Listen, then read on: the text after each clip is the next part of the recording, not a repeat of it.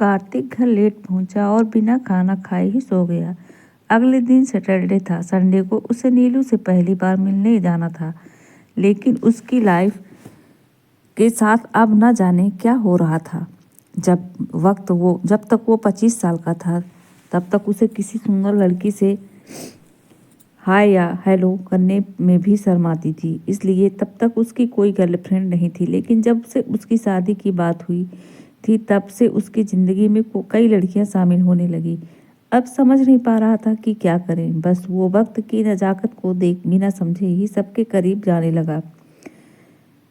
उसे इस बात से कोई फर्क नहीं पड़ रहा था कि उसकी शादी फिक्स हो चुकी है। जब सुबह कार्तिक की नींद खुली तो उसका फ़ोन घनघना रहा था। उसने देखा नीलू की कॉल आ रही है। नीलू, हेलो, गुड मॉर्निंग सर जी। कार्तिक, नींद वाली आवाज़ में गुड मॉर्निंग। नीलू, अरे ये क्या, अभी तक सो रहे हैं, हो क्या?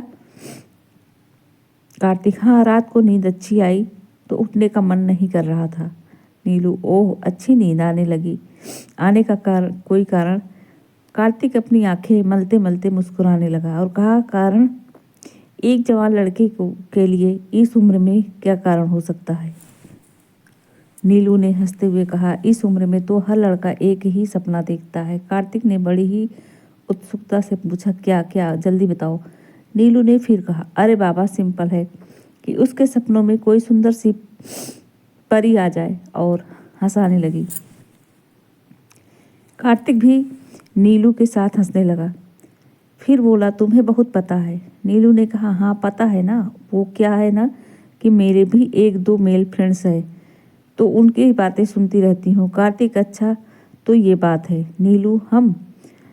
कार्तिक, तुम नहीं बुलाती किसी राजकुमार को अपने सपनों में? नीलू, हाँ, कोशिश तो कर रही हूँ, लेकिन वो है कि आता ही नहीं। कार्तिक, पूरी शिद्दत से बुलाओ, जरूर आएगा।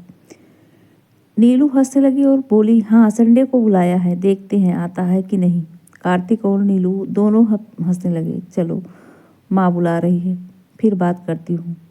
ओके, ठीक है। आज कार्तिक की नीलू से भले ही 3 मिनट ही बात हुई थी, लेकिन आज उसने दिन की शुरुआत उसके हिसाब से बेहतर थी। उसे अच्छा फील हो रहा था। उसका मन हल्का हल्का सा लग रहा था। अब उसे नीलू से मिलने की दिलचस्पी भी बढ़ने लगी थी।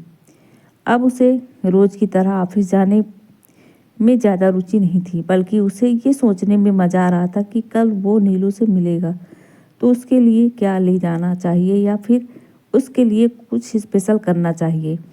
आखिर हम पहली बार जो मिलने जा रहे हैं। जल्दी जल्दी कार्तिक तैयार हुआ और ऑफिस के लिए बिना नाश्ता किए ही जाने लगा। जब कार्तिक की माँ शीला ने ज़्यादा फार्स किया तो उसने जल्दबाजी में 2 ब्रेड ही खाए और निकल गया। जब ऑफिस पहुंचा तो उसे गेट पर अमन जाती हुई मिली। हे कार्तिक, तुम आज जल्दी कैसे आ गए? अमन ने पूछा। गुड मॉर्निंग, कार्तिक ने कहा। हाँ हाँ, गुड मॉर्निंग जी। अमन ने कहा, कार्तिक रुको, मैं बाइक खड़ी करके आता हूँ, फिर चलेंगे। जाओ, जल्दी से आओ, मैं यहीं खड़ी हूँ। थोड़ी देर बाद कार्तिक, अरे तुम अकेली आई हो सुहानी? अमन ने सोने वाला इशारा करते हुए कहा, अभी भी सो रही है। कार्तिक, तुमने उसे जगाया नहीं? अमन, हाँ जगाया था, तो बोली उसकी तबीयत ठीक नहीं है, आज ऑफिस नहीं जाएगी। कार्तिक, क्यों, क्या हुआ था? अमन, कुछ खास नहीं, सर दर्द बता रही थी। मैंने उसे पेन किलर दे दी थी और अपनी फ्रेंड को बोल दिया था कि उसका ध्यान रखे। तुम बताओ कब पहुंचे थे घर? कार्तिक, यार लेट हो गया था, घर पर सब सो चुके थे। शुक्र था कि पापा जी सो गए थे, वरना बहुत डांट पड़ती। सारी यार, थक गया था तो सो गया, तुम्हें कॉल भी ना कर सका। अमन, कोई नहीं, मैं समझ गई थी कि तुम सो गए होंगे, कुछ ज़्यादा ही हो गया था। मैं भी तो जल्दी ही जाते ही सो गई थी रात को। यार, सुहानी ने तो बहुत ड्रामा किया। कार्तिक, क्या? अमन, यार रास्ते भर रोती रही, हॉस्टल में भी, और मुझे बोलती रही तुमने ठीक नहीं किया, तुमने कार्तिक से ये सब कर लिया। कार्तिक ने कहा, तुमने क्या कहा? अमन, कुछ नहीं। बस सुनती रही। कार्तिक यार मुझे तो पता ही नहीं कि सुहानी मुझे कब से लाइक करने लगी है। उसे बुरा तो लगा होगा। जब उसने हमें देखा तो हम एक दूसरे से चिपके हुए थे। अमन यार वो उस टाइम फीलिंग ही कुछ ऐसी आ गई थी कि हम दोनों से रुका ही नहीं गया। क्या कर सकते हैं? कार्तिक मुस्कुराया और बोला, कर तो सकते थे। अगर थोड़ी देर सुहानी और नहीं आती तो शायद कुछ और भी हो जाता। अमन ने शर्माते हुए कार्तिक को हल्की सी चपत मारते हुए कहा, ऐसा कभी नहीं होता। तुम तो बड़े बेशरम हो, कुछ भी बोल रहे हो। कार्तिक ने जोली मूड में फिर से कहा, क्यों नहीं होता? अमन ने जोर देते हुए कहा, कभी नहीं। कार्तिक अच्छा एक बात बताओ, पक्का बताओगी? अमन हम पूछो। कार्तिक चलो छोड़ो शर्म को, कॉल करूँगा तो बताना। अमन अरे पगलू पूछो तो सही, बताऊंगी। कार्तिक ठीक है बता देना। तो वो लोग खड़े बात ही कर रहे थे, तब तक सामने से नायरा आ रही थी। नायरा को देखकर अमन और भी कार्तिक के करीब आकर खड़ी हो गई। लेकिन अब कार्तिक थोड़ी दूरी बनाना चाह रहा था, लेकिन ऐसा हो ना सका। नायरा ने उसे देख ही लिया। नायरा उनके पास से चुपके से निकल गई। उसने अपने कानों में ईयरफोन लगा रखे थे। उसने एक बार भी कार्तिक या अमन की ओर देखा भी नहीं।